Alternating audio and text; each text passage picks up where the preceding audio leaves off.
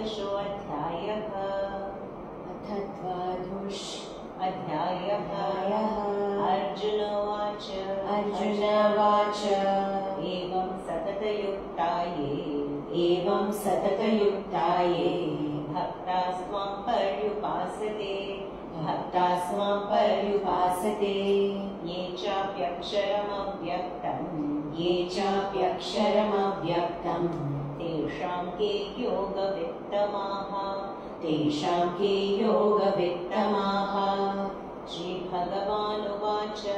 श्रीभगवानुवाच मय्यावेशमनो ये मां नित्ययुक्ता उपासते श्रद्धया परयोपेताः ते मे युक्ततमामताः ये त्वक्षरमनिर्देश्यम् अव्यक्तं पर्युपासते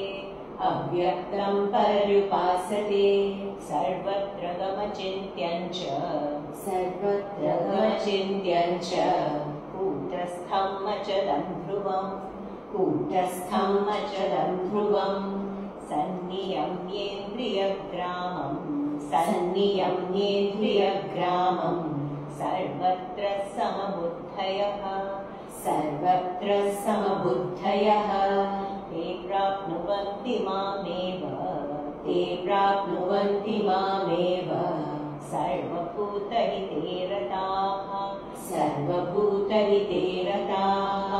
क्लेशोऽधिकतरस्तेषाम् अव्यक्तासक्तचेतसाम् अव्यक्ता हि गतिर्दुःखम् देहवद्भिरवाप्यते ये तु सर्वाणि कर्माणि मयि सन्न्यस्य मत्पराः अनन्येनैव योगेन मां ध्यायन्त उपासते तेषामहं समुद्धर्ता मृत्युसंसारसागरात् भवामि न चिरात् पार्थ मय्यावेशितचेतसाम् मय्येव मन आधत्स्व मयि बुद्धिं निवेशय निवसिष्यसि मय्येव अथ ऊर्ध्वं न संशयः अथ चित्तं समाधातुं न शक्नोषि मयि स्थिरम्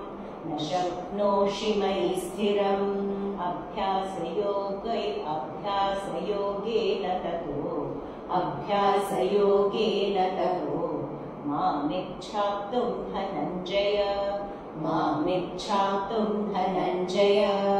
अभ्यासेऽप्यसमर्थोऽसि मत्कर्म परमो भव मदर्थमपि कर्माणि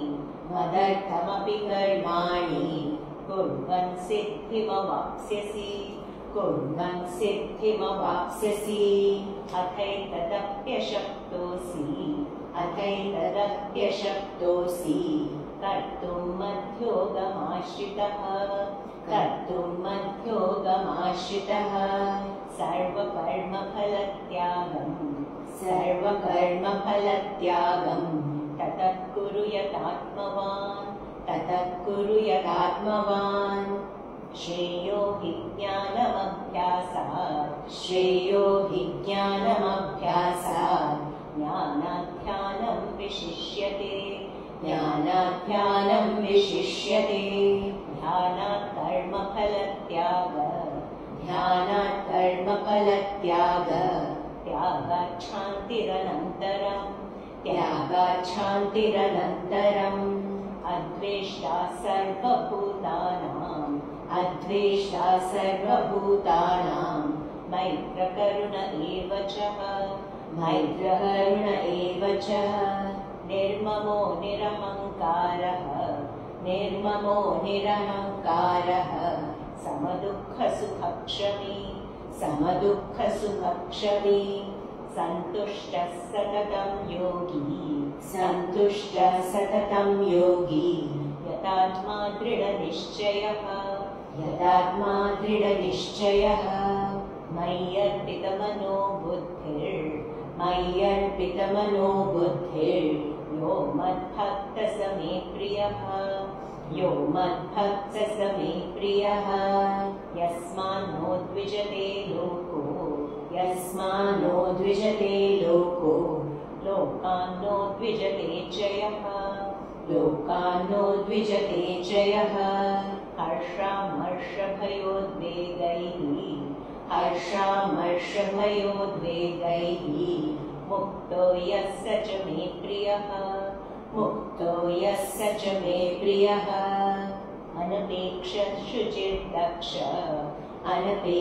शुचिर्दक्ष उदासीनो गतव्यतः उदासीनो गतव्यतः सर्वारम्भपरित्यागी यो मद्भक्तः स मे प्रियः यो मद्भक्तः स मे प्रियः यो न हृष्यति न द्वेष्टि यो न हृष्यति न द्वेष्टि न शोचति न काङ्क्षति न शोचति न काङ्क्षति शुभाशुभपरित्यागी भक्तिमान् यः स मे प्रियः भक्तिमान् यः स मे प्रियः समशत्रौ च मित्रे च समशत्रौ च मित्रे च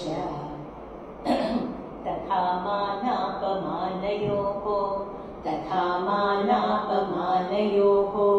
शीतोष्णसुखदुःखेषु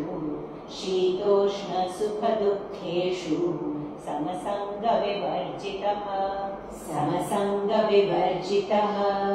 तुल्यनिन्दास्तुतिर्मौनी सन्तुष्टो येन केनचित् अनिकेतस्थिरमतिर् भक्तिमान् मे प्रियो नरः ये तु धर्म्यामृतमिदम् यथोक्तं पर्युपासते श्रद्धधानां मत्परमाः भक्तास्तेतीव मे प्रियाः ॐ तत्सत् इति श्रीमद्भगवद्गीतासूपनिषत्सु ब्रह्मविद्यायां योगशास्त्रे श्रीकृष्णार्जुनसंवादे भक्तियोगो नाम 12 सम्पूर्णं। श्रीकृष्णार्पणमस्तु।